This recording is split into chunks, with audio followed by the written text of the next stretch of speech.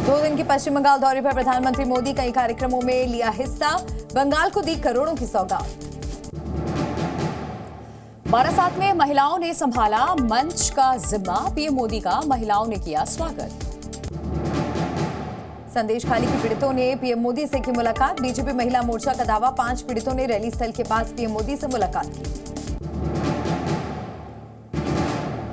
बारासात में पीएम मोदी ने महिला रैली को संबोधित किया, भारी संख्या में जुटे लोग। संदेश खाली की प्रताड़ित महिलाएं भी पीएम मोदी की रैली में हुई शामिल, कई किलोमीटर दूर से बारासात पहुंची महिलाएं।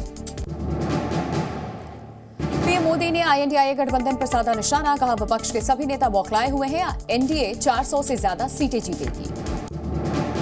पीएम मोदी ने परिवारवाद को लेकर विपक्ष को घेरा, कहा कुछ नेता मेरे परिवार पर सवाल उठाते हैं, आज पूरा देश कह रहा है मैं हूं मोदी का परिवार। पीएम मोदी ने संदेश खाली की घटना को बताया महिलाओं पर अत्याचार, कहा टीएमसी के शासन में महिलाओं को प्रताड़ित किया गया।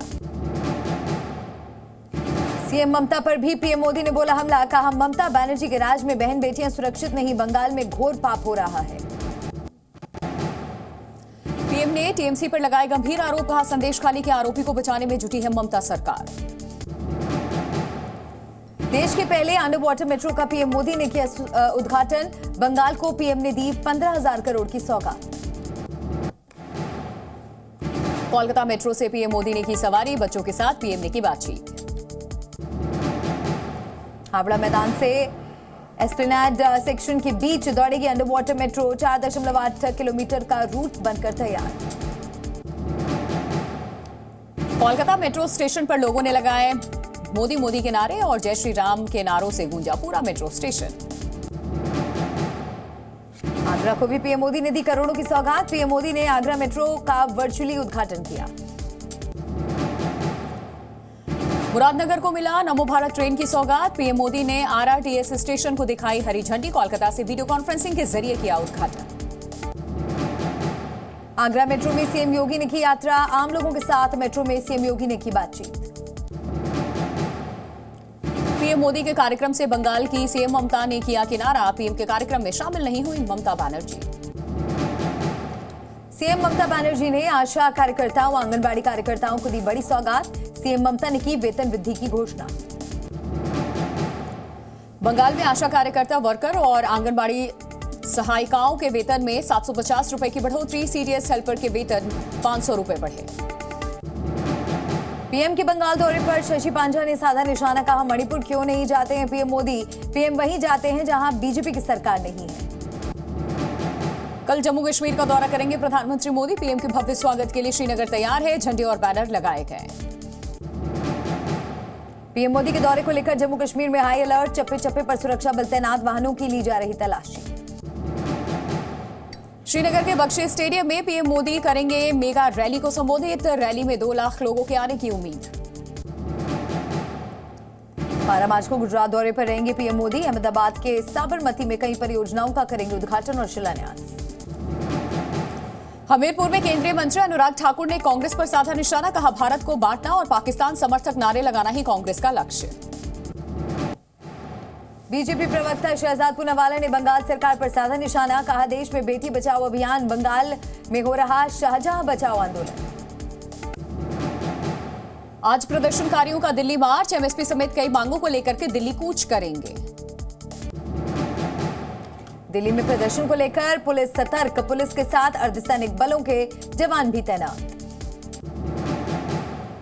टिकरी सिंघू और गाजीपुर सीमाओं पर पुलिस की चौकसी, रेलवे स्टेशन और बस अड्डों पर भी पुलिस की नजर। आंदोलन को लेकर नई दिल्ली में धारा 144 लागू, किसी को प्रदर्शन करने की इजाजत नहीं। नई दिल्ली और सेंट्रल दिल्ली में सुरक्षा बल तैनात, पीएम आवास और गृह मंत्री के घर के आसपास भी भारी तादाद में जवानों की तैनाती। मेट्रो के जरिए दिल्ली कूच कर सकते हैं प्रदर्शनकारी, मेट्रो स्टेशनों पर सुरक्षा के पुख्ता इंतजाम। ट्रेन से प्रदर्शनकारियों के आने की आशंका के बीच में सुरक्षा सख्त, नई दिल्ली रेलवे स्टेशन पर जवानों की तैनाती। दिल्ली के कश्मीरी गेट बस स्टेशन पर भी सुरक्षा कड़ी, प्रदर्शन को लेकर सैकड़ों की संख्या में पुलिसकर्मी तैनात।